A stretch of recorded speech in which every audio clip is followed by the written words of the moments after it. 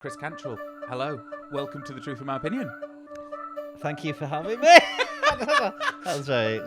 took a run up to that. Yeah, That was... We've just been talking seamlessly for 20 minutes. Then you're like, can you do a clap? Yeah. And you're like, oh, God. And then a big 10-second pause while all the tech got in line, and an unnatural opener. And we had to move the cat.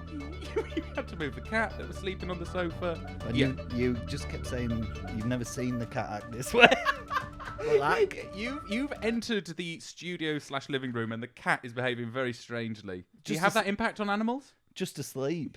I've added a calm to the house that clearly isn't there in a podcasting studio. Chris, how are you? Are you good?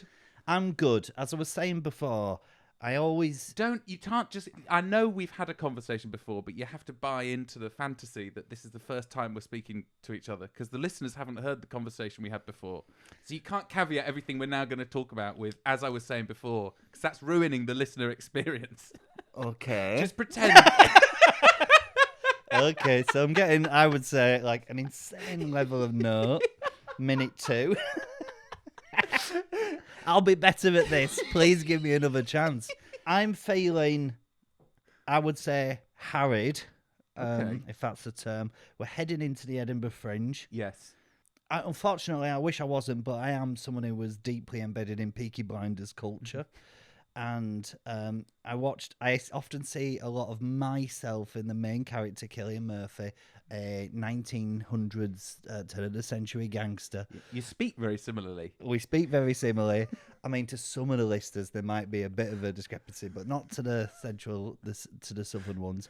But basically, there's a quote in one of the series where he says, I've come to terms with the fact that there shall be no peace for me in this life, perhaps in the next. And that's how I feel at the minute, because I have 2 things to do this week. That's always been... But I'm good. We're running up to the Edinburgh Fringe. Yeah. Is this the second show you did since your award-nominated show? No, I've done a year off. So I worked on it a bit this year, and then I'm just basically I've been away a lot this year. So my wife went to see The Odyssey, and I said to her, "This is quite good watching for people who have partners going to the Edinburgh Fringe, because that's what it is. You have to wait home and make sure our phone we're not dethroned. Do you know what I mean?" She wasn't. She didn't totally buy into that. She didn't love that. It's a harrowing battle up north. I'm off on an adventure. Yes. Well, yeah. I mean, and I'm only gonna respond to texts intermittently. She doesn't ask for anything of me when I'm away. She just wants she always wants a show report. So you do the show. Every single one you do. Every single, I'll do the show at 12. So at 1:15, she just wants, was it good? Like, do you know what I mean? Yeah. And I don't know how to describe it, but I mean, I think in old money, I'd be what's called selfish. If I don't see my wife, she will send me a message at like midnight going, "Night then." And I'm like, "Oh, no, I'm fine. I'm just, locked in to being incredibly stressed." It's just stressed for 11 hours after your show. That sounds hell. Chris Cantrill, the question I ask everyone who comes on the podcast is, are you a newsy person? Complicated. Okay. I'm not. At university, I studied politics and sociology. Okay. So I've studied the theory of it, but basically, I think over the last, I would say, decade or so, I've purposefully made the decision to kind of pull away from being obsessively into the news. Okay. Part of it is, do you know when part of it's like everyone, we're just addicted to as phones and media and stuff like this. So, you feel that pulse in your fingers every 3 seconds. And I'll just see what's going on there. Do you know what I mean? And you're not even thinking about that. And you're just like, I've got my phone next to me now. I'm just looking at it thinking, what's going on in there now? But it's I think it was rolling news or like 24-hour live update type stuff. I was trying to remember where that came from. What was the terrible event that started rolling news? Yeah. But since then, it's like they'll do it if like that number 10 Downing Street cat's going to the vet, won't they? They will. Yes. Larry's and you're like, and then you're watching that, and it's addictive because it's like, And then there's an update, and it's absolutely thrilling. But then it's about like cabinet stuff, and you're like stuff that's too complicated. But that's the thing as well. It's like there is 24-hour rolling news now, even when there's no event to kind of roll with. Like, you can, any hour of the day, you can switch on BBC News, and there'll be some poor bastard sat there with bags under their eyes, just sort of reworking the same headlines that have been going on since like 5 p.m. But it's like the daily pulse of like, oh, there's a cabinet meeting, or someone's doing a speech on like, I don't know, like rent subsidiaries and you like boring topics, and you're just like, what's happened while I'm watching this? And I think I've like so I'm trying to look at that less, but I'm trying to basically think of things from the bottom up a lot more, as like, because it's very stressful and existentially bleak, the times that we live in. And also, you're like, I can't do tons about this. Yeah. So what can I do? Do you know what I mean? Yeah. Take matters into your own hands, like, and stop listening. like you could do, stop listening. But what can I do at a local level, like, which is like a community litter group? Luigi Mangione. Do you know what I mean? Like, like what's the other? What can you do as one person? Yeah. So I don't know. That's where I am with news. Right, Chris. Well, let's get into your news program. You've brought us 4 fantastic headlines. What I'd like you firstly to do is please read the headline you've brought for our wonderful Patreon subscribers. This is I would only bring this to the Patreon community. Sony are gonna stop doing physical releases of games. Okay. I can't say more than that. You can't, because you're going to be saying the rest over on Patreon. If you want to hear about Chris's take on the outrage of Sony refusing to actually physically make any games anymore, then you can head over to Patreon and search the Truth in My Opinion podcast and subscribe. Could you please now, in your best newsy voice, as if you were presenting the news, deliver your first headline? Family finds photo of themselves in an Airbnb. Now, I think this is instantly going to be quite telling as to my engagement with the news. Like, really, are you newsy? Just read the first headline, because this is a headline that is from, I would say, not necessarily a reputable news source, rather than an Instagram post. But I think it was something like 7 News Australia, something like that. It was at least a news Instagram page. Describe to me what this video is and what this story is. Basically, some girls have gone on holiday and booked an Airbnb, and to their terror, have slowly realised that with a picture on the wall, they're actually in it, which is deeply unsettling. Yeah. And I think I was drawn to this one because I have a deep hatred of Airbnb. Yeah. It's one of the worst companies that ever existed. Have you got a bad Airbnb experience? Bad Airbnb experience?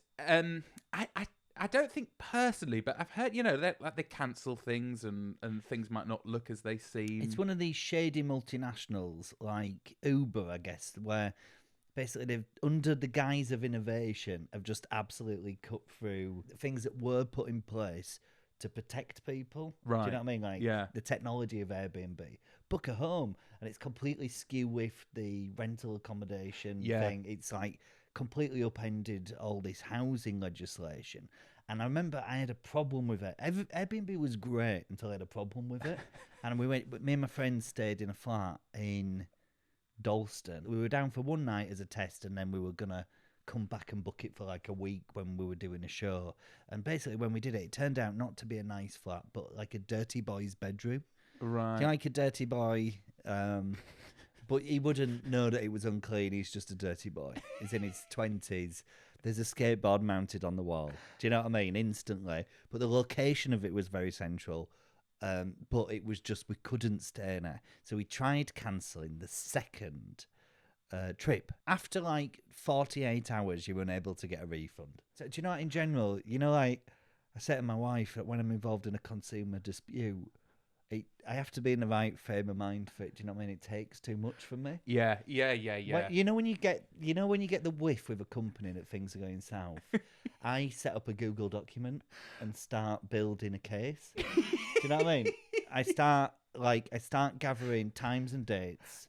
And that's what you did with this. That's what I did because I was like, this is going south. Yeah. And basically, what Airbnb does, apart from massive oversight, is they remove themselves from the process, which is I see. Which feels like such a similar problem that happens all the time with these big, like Facebook, like Meta and stuff like that. Whoop, nothing to do with us. Yeah. This terrible thing that's going on in this environment. This platform that we've created. That's all I'm doing. This crime has taken place on has nothing to do with us. We're gone. Sorry. So this wouldn't have happened without you. And they refuse, and that's the big turn that hopefully, I saw someone say with Meta, and all the social media sites with the social media ban, they need their big tobacco moment. Like it needs they need to be regulated. It needs to be regulated, and I think this applies to Airbnb. So they basically put me in contact with this dirty 20-year-old boy who didn't respond to any requests because we were like, we cancelled it, and they were like, oh, you can have half your money back, and I was like, no, because it's 4 months away, 3-4 months away. I want my money back. You can talk to the guy, and they put me in contact, and he just didn't respond. So after then, I've got the Google Doc up every day. And it's very hard to find like how you can contact people. Yeah, it's hidden, which is like that's not a sign of a good productive thing. But I got this chat bot, so just every day I'm like, they're like, you need to talk to the guy, and I'm like, I talked to the guy and please can you let me know your standard operating procedures with regards to like how long does this take, like what's your window which is accepted, and I just did that every time. I went, there's a full refund. They did. Leave me alone. So if you can try and find a dot that connects that back to the story of the people that have found a picture of themselves. I think I've found it, Chris. So what you're saying is these young women who have discovered a picture of themselves on a creepy Airbnb wall, and they're swimming in the ocean. It might be the straw that breaks Airbnb's back, because now we're left with questions. What is Airbnb playing at? Is this a spooky Airbnb host who's spying on the guests? So basically, the picture, like you say, is of a sea with a load of people in it swimming, and the dad of these two women in this video was like, that's me. Yeah. And then he pointed to another person and was like, that's you. And then that's his son. And they're like, how has this happened? Unless it's an edgy, unless it's a new service. Do you know what I mean? It's a box you can tick. I see. Yeah. It's Airbnb are actually innovating. So now every Airbnb you go in now, you can all the pictures are of you. It's like your family home. This is incredibly innovative and exciting. That you could tick a box and like you open a bedroom door, you're like, who's that canvas? It's Nan. Do you know what I mean? When you sent me this and I saw it, I was a bit spooked. Spooky. I was like, that is spooky. And I cannot tell you the disappointment I feel when did you look at the comments on this video? No. So the comments on this video, right, I think are not on any video. Thank you. a trained comedian from somebody who's put stuff out in the public domain. Never look at the comments. Well, I looked at the comments, and I'm a little bit dismayed by the lack of wonder that the world seems to be buying into at the moment, seems to be exhibiting, because a lot of the comments were, what is this unsettling? Sorry, a lot of the comments were, what illegible. Written by a 3-year-old, yeah. What is this Sorry, now? I had Google Translate on. So, sorry, I want to put it back to English. Some of them were like, what is unsettling about this? That's one of the comments. Another comment is, not hard to Google your guest and print a picture. All right, well, that's a mad thing to think that... So, that's just... Buy into spooky before you buy into an Airbnb host tracking down the people staying there and printing off a picture. I do think it overlaps with, if I had an Airbnb, would I sort of go that extra... Would you do creepy things? Creepy things. To spook out the people staying there? I do often want to do... I think if I had money... I'm not good with money, Yeah. But I think I would use it to like do stuff like this. Do you know what I mean? I've often wanted to do like my friend Lee. He's very scared of automatons. Right. Do you know what I mean? Like fake people. Right. And I was just like, it's always sat in my head that if I won the lottery, I would pay his wife, who doesn't care for me, probably because of this conversation, but I would pay her enough money to let her film their house with automatons. Do you know what I mean? Like that's so maybe, yeah. But it does feel like the start of a horror film, doesn't it? Where there's like, that is me. It feels like, is that me? And that's how it would start, or that there would be some horrific thing that's happened in the Airbnb, and the final frame of the picture is zoning in to a picture of that thing having taken place, and it was there all the time. And it turns out you've been in the Overlook Hotel exactly since the 1900s. Yeah. Chris, could you please now deliver your second news headline? I mean, the first two words of this are just gonna sell it all, but I'll do the full sentence. New monkey with orange lips discovered. There you go. A new monkey with orange lips discovered in the Democratic Republic of Congo, if memory serves correct. I think the thing about this is, one, new monkey. I didn't think we lived in a world where there could be a new monkey because the world feels very small. So that feels, it's sort of like hope to the new monkey. Yeah. But there's still parts of the world where there's like mystery. Because there's no mystery here, is there? No. So I wanted a bit of hope as well. I know exactly what you mean. When there's like a new discovery of any kind of animal, it's usually like a tiny insect or a sort of like microorganism that, gets named after David Attenborough. It's rare, and if I'm reading between the lines, it's certainly unexpected that we would discover a brand new species of something like a monkey, because it's quite big and easy to spot. But actually, Chris, what the tale of this monkey tells us about the fact that it's not been discovered is the fact that it lives at the top of trees and is very shy. Do you know what I mean? And you look at yourself and you see yourself in this monkey. Do you know what I mean? You do. So it's covered in fur as well. Did you see this? Have you seen a picture of it? It's covered in fur. It's got yellow lips. Yes, it's a lovely little monkey. Yeah, but its face is also furry. And why is that? Is that quite rare? I think, well, as in like when I think of a monkey, I think of like a bald face at least. Yes. But this is covered in fur, so it looks kind of a bit like a bear-like monkey. It sounds like reading it that it's not so much it's like new, it's that people couldn't be arsed with it before. Yeah. Does that feel the same? Like that feels absolutely right to say. Like the locals, they have a name for it, but no one's like bothered about it. Yeah. Someone took a picture, and then it's just like someone else has just been like, I'm going to just go take another picture of that. And it feels like that's happened. So it doesn't feel like quite the... So that is exactly right. Someone took a picture and it was too blurry. And it wasn't until 10 years later that someone came along and was like, maybe we should have another look at that picture because that looks like a weird monkey. And there were all of these. So like I say, in the Democratic Republic of Congo, there were 52 villages that surrounded this area where this new monkey lives. Yeah. And these researchers from Germany, the United States, and the Democratic Republic of Congo asked these villagers if they knew about this monkey. And only 8 villagers of the 52 knew about it.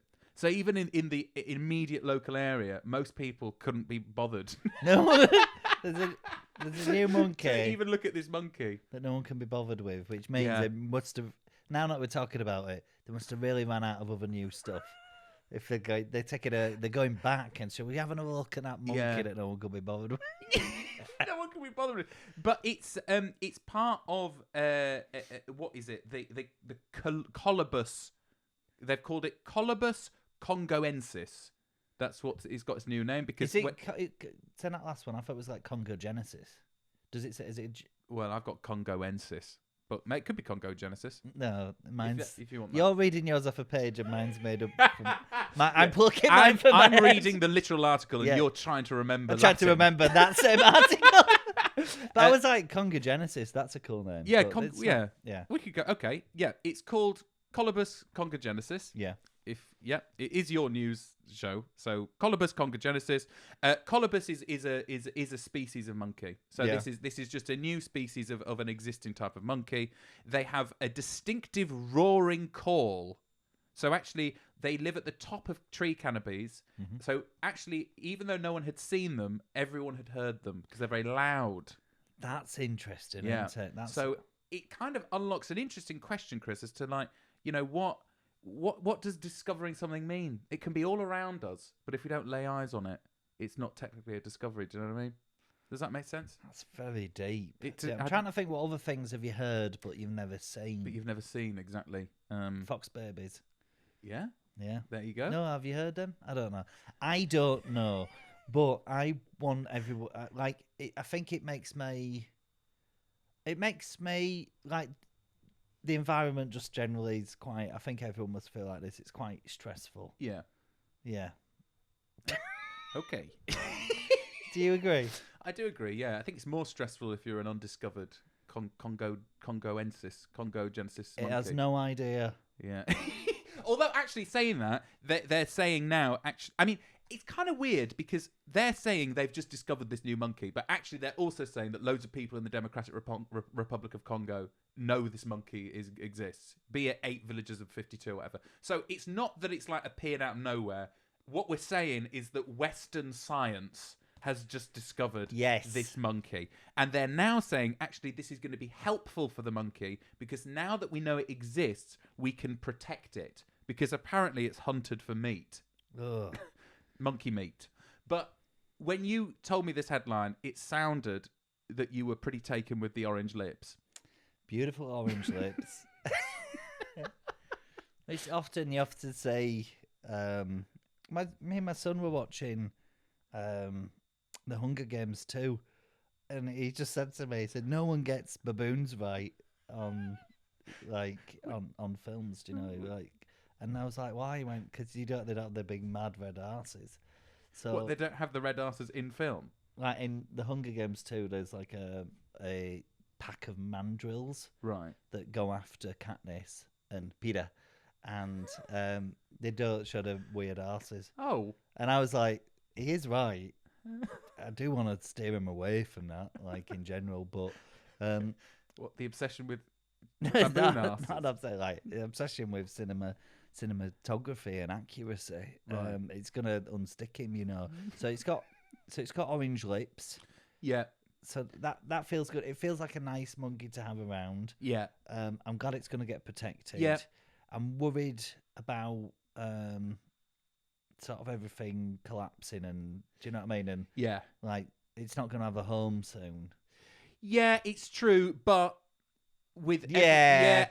But this podcast is brought to you by Shell. by Shell and Airbnb.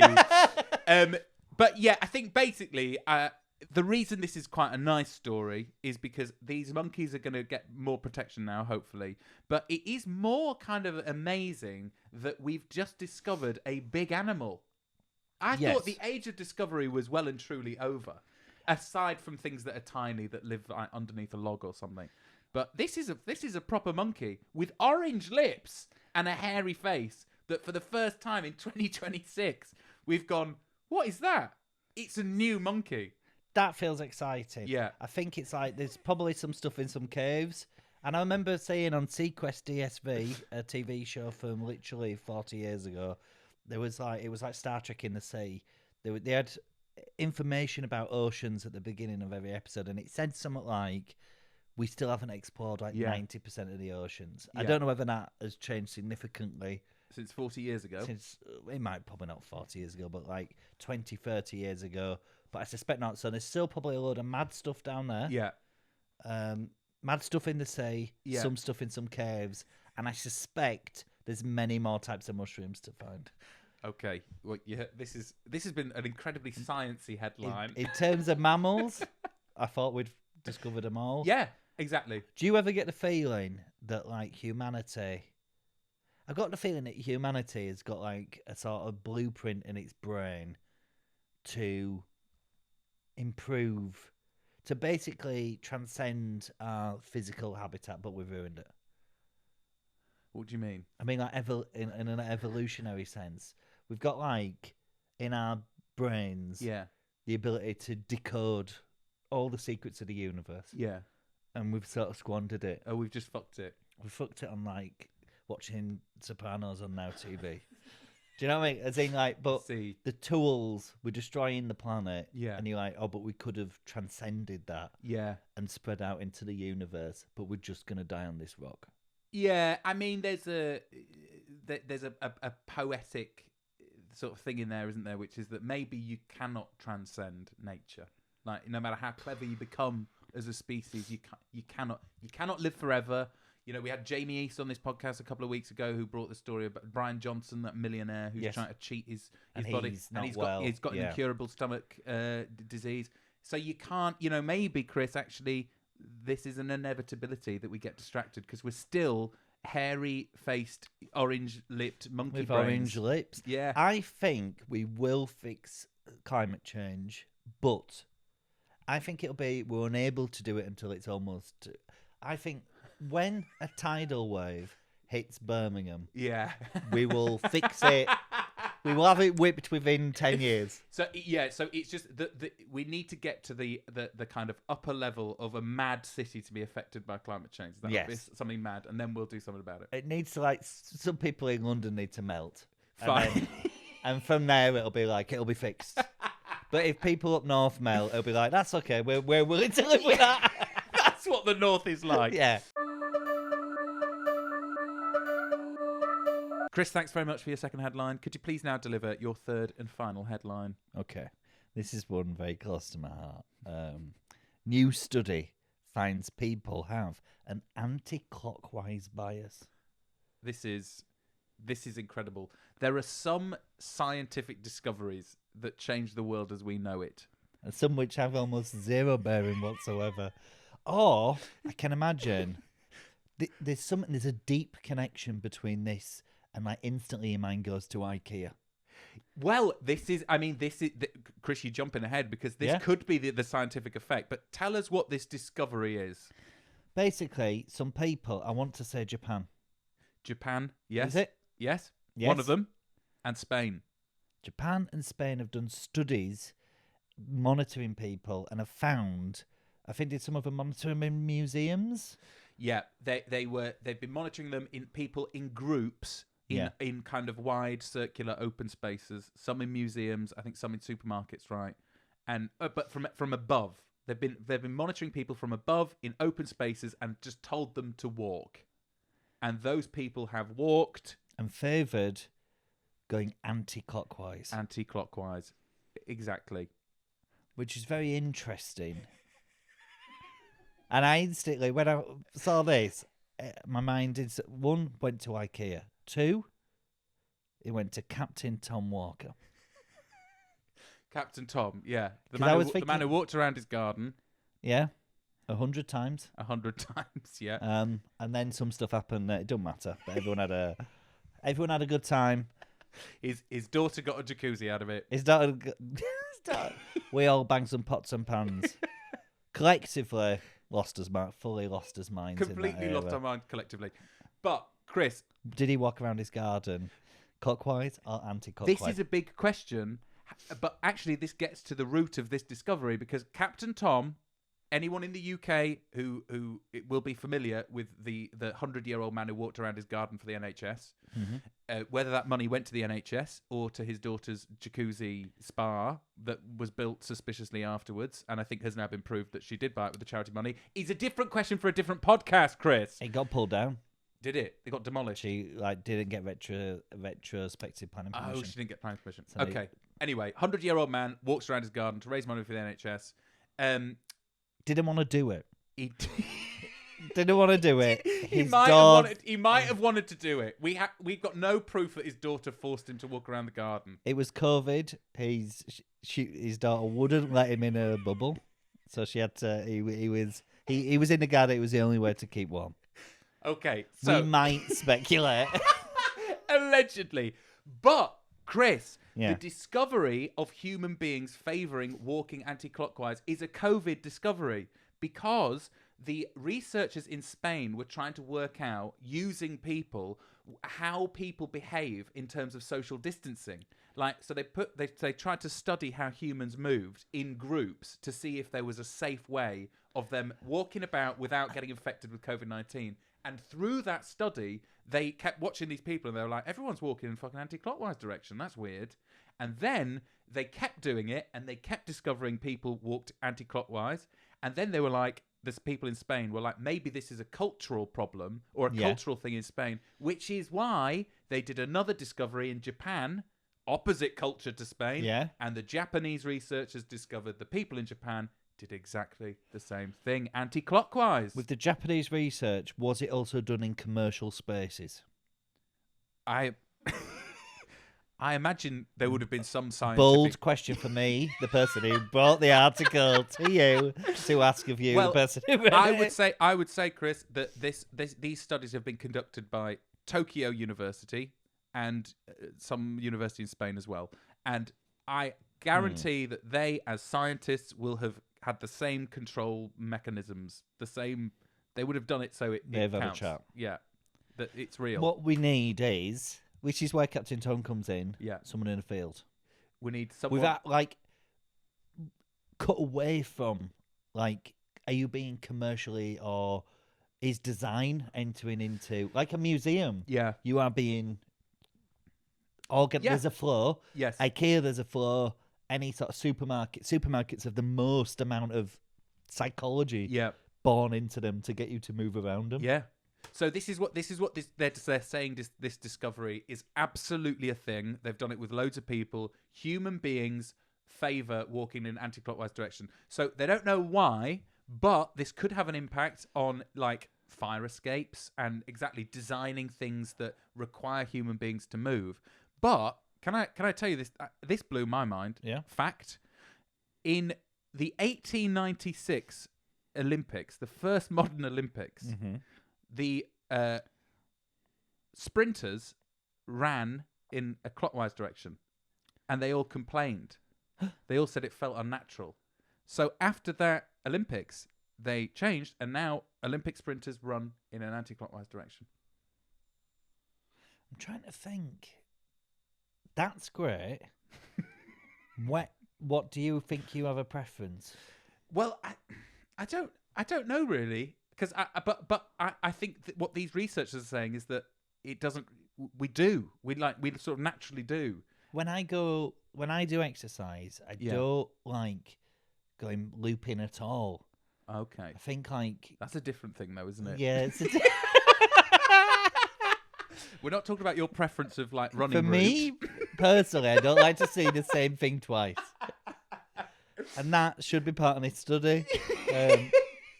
You were going to add I'm sure, there'll be a form that you could fill in, I'm sure, to give them that enlightening information. I'm going to get my data off Strava and send it to Japan. But I'll just say, lads, have that. I don't like going in loops. Okay, who is this guy? But yeah, basically, Olympic sprinters, they run anti-clockwise.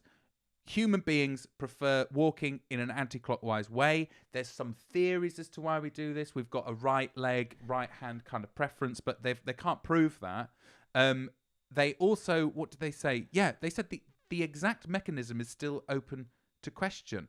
None of us, this is one theory, none of us is perfectly symmetrical. And the way each person's brain gathers sensory information and coordinates it with the muscles seems to tip them gently to one side. So we walk anti-clockwise. But they don't know why. Top thoughts. Go. What do you mean, top thoughts? Right. What's the answer? Right. I think magnets. Okay. What, you think that we've got It's almost certainly something to do with... What bit of it... Right. We're in... The toilet swirls in different ways in the north and south hemisphere. Right. Yeah. So... Yeah. What does it go anti-clockwise? Well, do you know what? Right. Chris, you might have stumbled on a gap in the research here, because I think Japan is in the northern hemisphere. Yes. Spain is in the northern hemisphere.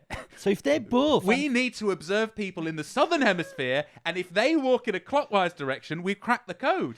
This is an international podcast. Undoubtedly, there are some Australians listening right now. Yes. Chances are at this point, they've probably turned off. They can't pick up a word on what I say. But if you are Australian... Yes. Which way are you walking? Yes. If you are listening to this podcast while you're walking in Australia, are you bending anti-clockwise or clockwise? If it's clockwise, I think we've solved this problem. It's magnets. It's magnets. It's magnets and it's swirling water. Chris Cantrill, thank you so much for 3 brilliant headlines that I'm sure are going to change the world in their own small way. I would say the ramblings of a mentally sort of like... problematic man, I would say. Yeah, well, this is the podcast for you, I think. We welcome all sorts on here. Chris, before you go, can you remind our listeners when your Edinburgh Fringe show is, what time, what place? It is it's the 3rd to the 29th of August. The show is at 12:10, 10 past noon in old money, and it's at the Tron, which is now called O'Neill's. Okay. It's O'Neill's at the Tron. Fantastic. So I'll be there every day with some days off. I'm not going to tell you the days off now. No, you don't have to tell us the days off. We'll show up and, do you know what I mean? We'll if I'm not there, we'll I'm put a having a day link off. to your show in the episode description. People can see when your days off and You've when got they're to not. do some work. Yes. Please go and see Chris's show. He's absolutely brilliant. Thank you for coming on the podcast, Chris. And at one point, we're all going to just randomly get up and walk around the room, and which way you do it is... It might be part of an experiment. Please do write in if you discover which direction you walk in. I need to know that. Yeah, comment. We'll do that. Comment underneath what direction, anti-clockwise or clockwise, you preferably walk in. Chris, thank you. Goodbye. I mean, I'll stop coming back in with mad stuff. It's just like the connections between them all now are like, you know. They're all coming together. There's a monkey, there's going on.